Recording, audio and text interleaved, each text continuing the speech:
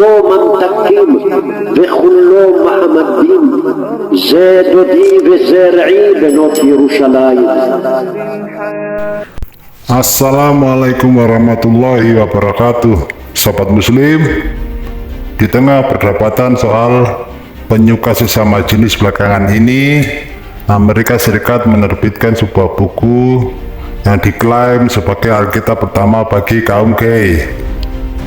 Surat kabar The Daily Mail melaporkan, menurut sang penyunting buku yang bernama Queen James Version itu merupakan penerbitan kembali dari Alkitab King James Version yang telah diterjemahkan dengan muatan untuk mencegah salah tafsir firman Tuhan.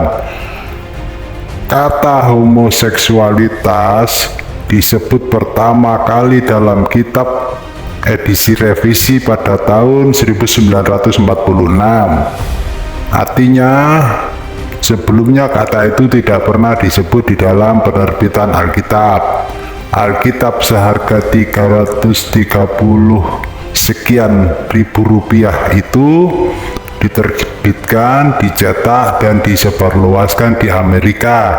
Situs penjualan buku itu di internet mengatakan Anda tidak bisa memilih jenis kelamin ketika dilahirkan, tetapi Anda bisa memilih Yesus, dan sekarang Anda bisa memilih Alkitab. Buku itu kini dijual di internet, termasuk di situs Amazon.com, tapi tanpa pencantuman nama penerbit, penyunting, dan penerjemah. Di situs buku itu hanya tertulis pengarang buku adalah Tuhan dan kontributornya adalah Yesus. Kepala Studi dan Penerjemah Alkitab di kampus Wheaton, Douglas J. Moore, mengatakan penyuntingan Alkitab King James Version itu tidak sepenuhnya akurat.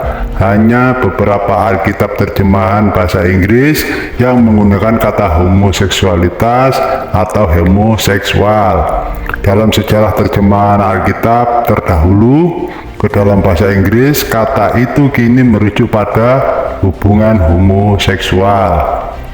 Seorang pendeta di Selandia baru-baru ini dikecam lantaran memasang poster di dinding gereja di kota Auckland menyebut bahwa Yesus adalah seorang gay. Pendeta Glenn Cardy dari gereja Saint Matthew di Auckland mengatakan homoseksualitas belum pernah disebut hingga tahun 1800-an. Jika kata itu muncul di dalam Alkitab dan sejumlah dokumen lain, maka itu adalah salah terjemahan. Faktanya kita tidak tahu orientasi seksual Yesus itu seperti apa. Bahkan beberapa ahli mencoba mengatakan bahwa Yesus itu gay. Nah, bagaimana bisa seorang yang mereka anggap Tuhan dihina dengan disebut sebagai gay? Demi hanya untuk memuaskan hawa nafsu mereka, para editor Bible Guy melakukan tambal sulam beberapa ayat dalam Alkitab agar terkesan bahwa hubungan sesama jenis ini sesungguhnya tidak dilarang, malah mendapatkan restu dari Tuhan. Setidaknya ada 7 ayat yang mereka tambal sulam, diantaranya adalah Kitab Kejadian 19 nomor 5, Kitab Imamat 18 nomor 22, Surat Paulus kepada jamaah di Roma, dan beberapa yang lainnya. Tentang perubahan ayat-ayat di dalam kitab suci, Islam mempunyai aturan yang sangat-sangat jelas dan tegas.